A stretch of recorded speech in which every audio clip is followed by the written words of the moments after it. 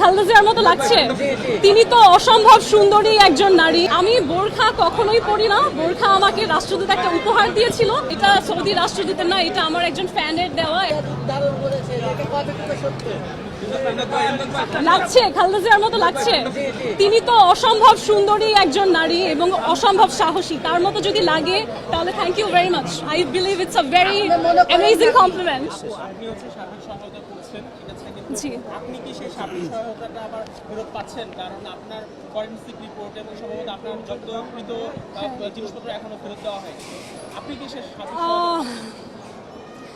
দেখুন, আমি জামিনে আছি। নিশ্চয়ই সার্বিক সহযোগিতা 100% না হলেও কিছুটা সহযোগিতা পেয়েছি বলেই তো আসলে আমি মুক্ত। এই যে আমি কথা বলতে পারছি, এটা তো ফ্রিডম অফ এক্সপ্রেশন। আমার এই অধিকারটা যে আসলে সংরক্ষণ করা হচ্ছে, তার জন্য আমি আমার দেশের প্রশাসনকে সবাইকে ধন্যবাদ জানাই। এবং যেই জায়গাটায় আমাদের হচ্ছে আপনারাও একমত যে আমার বিচার ব্যবস্থাটা স্লো হচ্ছে, সেখানে আমি অনুরোধ করব যে যেন ত্বরান্বিত করা হয়। এবং আজকে আমাদের আদালতের বিজ্ঞ জাজও বলেছেন, তিনিও তাগিদ দেবেন যাতে তাড়াতাড়ি হয়।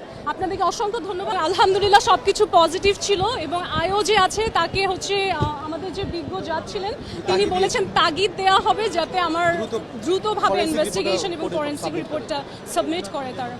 আমার লয়াররা বললেন আজকে মামলার ধার্য তারিখ ছিল। আজকে উনি যেহেতু জামিনে ছিলেন, আজকে হাজিরা দিয়েছি। পাশাপাশি ওনার যে মোবাইল এবং ব্যাগ বুকটা আমরা বিজ্ঞ আদালত থেকে ফেরত চেয়েছিলাম, সে মর্মে বিজ্ঞ আদালত গত 2 ডেট আগে অর্ডার দিয়েছিলেন তদন্ত কর্মকর্তাকে রিপোর্ট দেওয়ার জন্য। বাট তদন্ত কর্মকর্তা ফরেনসিক সম্পূর্ণ না হয় রিপোর্ট দিতে পারে নাই।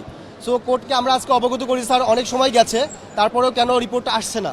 পরে বিজ্ঞ আদালত আমাদেরকে বলেছেন যে উনি সংশ্লিষ্ট তদন্ত কর্মকর্তাকে তাগিদ দিবেন যেন দ্রুত সময়ের মধ্যে ফরেনসিক রিপোর্টটা বিজ্ঞ আদালতে প্রেরণ করেন। আজকে জাস্ট এটুকুই হয়েছে। জনসাধারণদের জন্য আমি বলবো যে দেখেন, রাষ্ট্রের কিছু রিসোর্স থাকে। আমার দেশের অসংখ্য মানুষ দেখা যায় একটা রেপ মামলা নিয়ে আসে, কিন্তু সে কোনো সুবিচার খুঁজে পায় না। কিংবা কোনো একটা জায়গায় মানুষ দিন দুপুরে খুন হচ্ছে আমাদের দেশে। আমরা বিগত 14 মাসে দেখতে পাচ্ছি যে অনেক রকম অঘটন ঘটছে।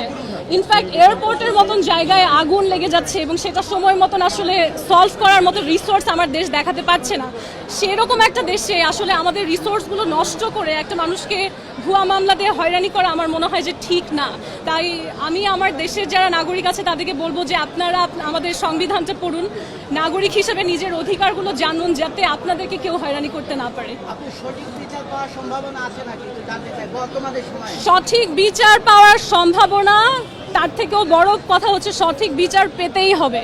সো আজকে হোক, কাল হোক, আগামীতে হোক, আমি সঠিক বিচার পাবই। কারণ যেহেতু ভুয়া মামলা, বাংলাদেশের নাগরিক হিসেবে বাংলাদেশের প্রতিটি মানুষ দেশে ও বিদেশে আমাকে সমর্থন করবেই এবং সুবিচার আমরা অর্জন করে নেব। Thank you.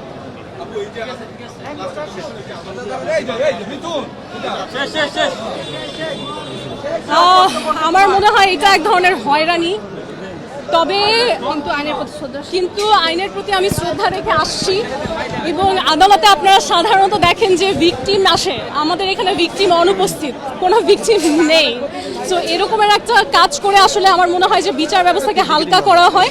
তবে এটা ফ্যাব্রিকেটেড মামলা, এখন আমার হয়রানি হচ্ছে, কিন্তু আমি আশা করি যে আমার দেশের যারা মানুষ আছে যতক্ষণ পর্যন্ত তারা বুঝতে পারছে, যতক্ষণ পর্যন্ত তারা আমাকে সম্মানের জায়গায় রাখছে, আমার জন্য এটা যথেষ্ট। যেহেতু আমি কি পরে আসি এটা একটা প্রশ্ন। এটা সৌদি রাষ্ট্রদূতের না, এটা আমার একজন ফ্যানের দেওয়া, একজন নারী ফ্যান, এবং তিনি এটা নিজের হাতে করেছেন, একটা কি হাতে করা শাড়ি।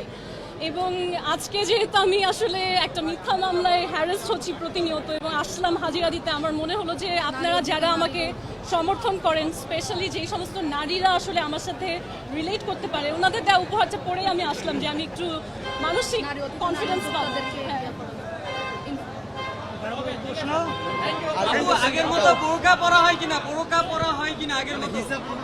আমি বোরখা কখনোই পরি না। বোরখা আমাকে রাষ্ট্রদূত একটা উপহার দিয়েছিল, যেহেতু তার নাম ব্যবহার করে আমাকে হ্যারাস করার চেষ্টা করা হচ্ছে। সো আমি ভাবলাম যে তার দেয়া যে সম্মানজনক উপহার, সেটা পরেই আসলে আমার ফাইট করা উচিত। কারণ এর থেকে ক্লিয়ার এভিডেন্স তো আর হয় না যে রাষ্ট্রদূত আসলে আমাকে যথেষ্ট রেসপেক্ট করতে হবে।